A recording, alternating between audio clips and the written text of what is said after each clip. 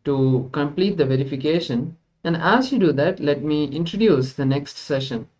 So in the previous session, we learned the first part of talking into others listening, which is the part where we listen to our own self.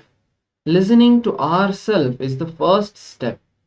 Now we are going to be learning the second step, which is actually speaking into others listening, where you have the ability to talk into the other person's listening and they understand whatever you say the way you are trying to explain to them.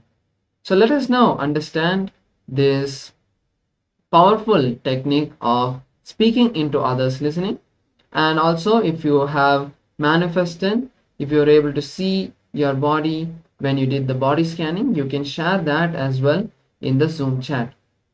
So now we'll be moving into the next session. You can all be in the space of listening now, and let us enter the second session, understanding the power of speaking into others listening. Yes. So when you are looking at speaking into others listening, there are two aspects to it. There are two components on speaking. Moving them to do what you want, that is the first aspect, and trying to impress them about you, this is the second aspect. So you always do either one of these, moving them and trying to impress them. Trying to impress them is about you. Let us see about that. You are not convinced about you. Whatever way you try to impress them about you, you are not impressed about that. Still, you have doubt about it. When you talk, when you are not convinced about it, one and the other person does not give you the attention, does not listen to you, and will not be speaking into his listening. So this is what happens. So when you try to impress, also that first you are not convinced about yourself. You not being convinced about yourself is the reason you are trying to convince another person, trying to impress another person. So that is why you try to have that think that I need to impress the other person, and try to move that person because of you impressing that person. But the other person does not give you the attention, does not listen to you. You will not be speaking into his listening because you are not able to speak into that other person's listening. You are not able to give him the attention that is needed for him to be able to listen to your listening. And the next part, let us look at it now. Moving them to do what you want, moving the other person to do what you want through speaking. When you start speaking, decide you are complete about what you feel as you. Just declare the completion with yourself. Whatever you feel at this moment, before talking to them, before reaching out to the other person, just look within yourself, establish the space of completion inside you. Drop all the feeling that you have about yourself. Feel you as you. Do not cherish anything, do not hold anything against yourself or other person. Just sit in that space of listening to yourself. Attend to each thought that is coming inside you. Attend to each and every thought that is coming in your inner space. You don't need to impress the other person about you. Now, only thing you need to do is move the other person. He should do as you want through your words. When you are in that space of listening, when you are in that space of completion with yourself, when you know that you are in that space of listening with yourself, you will simply be able to talk to the other person because they will start mirroring you. Everyone is a mirror of you. So they will be in that same space of listening to you when you are in that space of listening. That is why when we go, if any one of you have attended the physical programs around Swamiji, when Swamiji was there, physically available, in the physical presence when he was available, when we go near Swamiji, just all the words that we have inside us will melt away. You won't have, if you wanted to ask Swamiji something in the darshan, that words won't come up because the complete space of listening happens. There is nothing that you want anymore in your life. That is the best completion that anyone can have. Whatever you wanted to ask will already be completed inside you, that no words will express through you when you want to ask something. So that is the space that happens when someone is in that space of listening. When you radiate that space of listening, the other person will simply fall in that space of listening with you, and you can help that person, you can move that person to what you want them to do through the power of words. Now, let us listen to a beautiful video of the Supreme Pontiff of Hinduism about the power of speech, about the power of words, Let us listen to where Swamiji is giving the powerful cognitions about this and understand the deeper truths about this.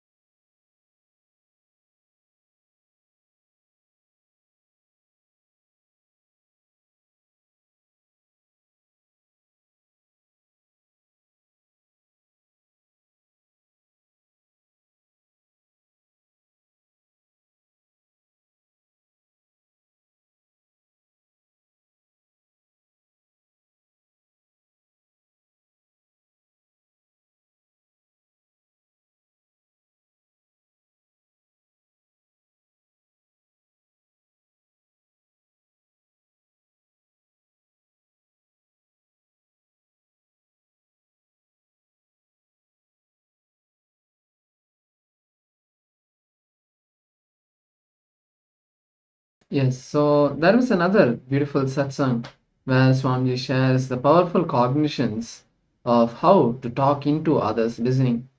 So now we'll be moving to the next internalization exercise to come face to face with our incompletions and drop them so that we can talk into others' listenings. So the essence of this session is whenever you have a block, you will not only be able to not penetrate the other person, but you will not be able to listen to yourself.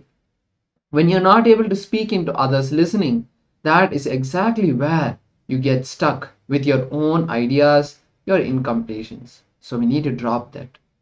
If you can speak into others listening, you will be able to see your blocks and incompletions. You will be able to put them aside and you will be able to make life more clear for you. So now let's take a few minutes to now see how much of you are speaking from where you are and how much of you are speaking from where others are. What this means is when you talk, how much are you thinking about yourself and how much are you thinking about others? So observe this and write it down. So once you have written this down, the next step is you need to start seeing what are the incompletions you have with talking with others. Write all of that down. And then we'll be completing with all of them, dropping all of them, and that will give us the breakthrough to talk into the others listening. So let us take a few minutes to do this exercise.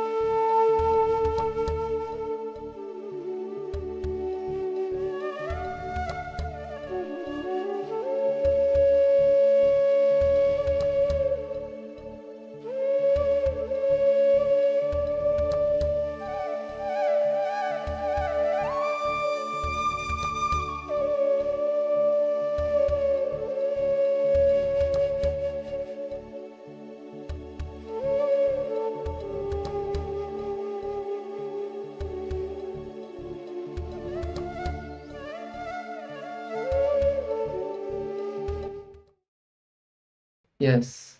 So now that we have decided and written down all the incompletions written related to speaking to other people, let us now take the decision to declare to drop them. Take the decision to drop that incompletions that you have written, whatever it may be, whether it's the fear of making mistakes or fear that someone will make fun of you, whatever it may be, it's only when you drop the fear will you actually see that the mistakes that you're scared of making will not happen. So decide to drop these incompletions at Swamiji's feet. So with this, let us now move to the next round of the power manifestation. Once again, we are going to be manifesting the power of body scan.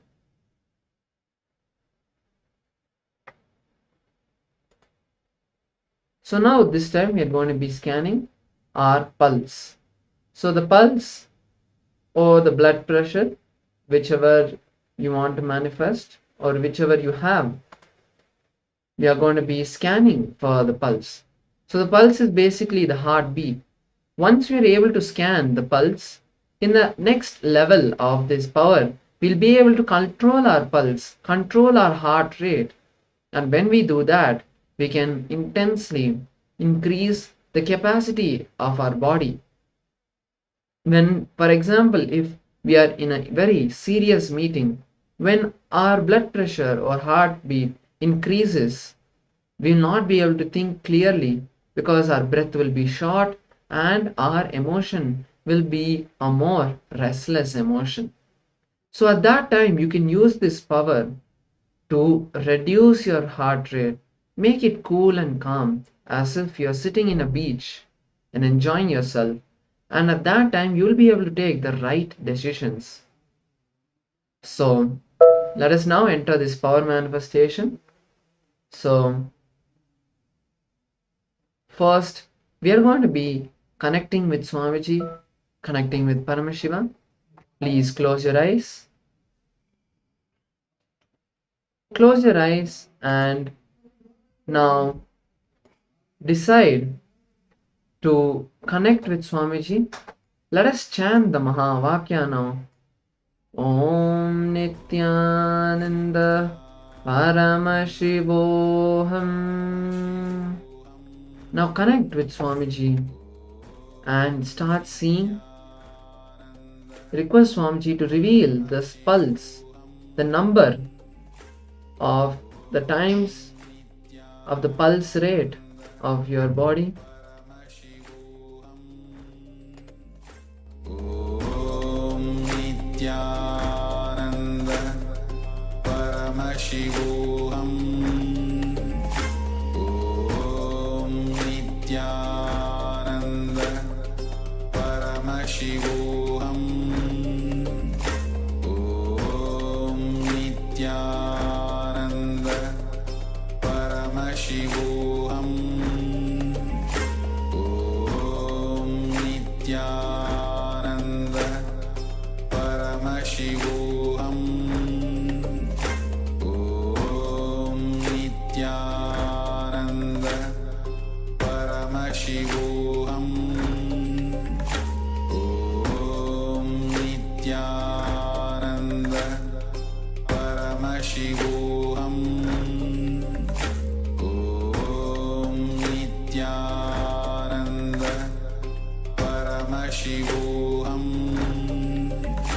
Paramashivoham. Om Nityananda Paramashivoham. Om Nityananda Paramashivoham.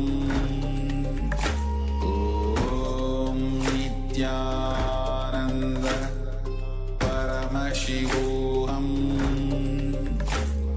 Om Nityananda Paramashivoham.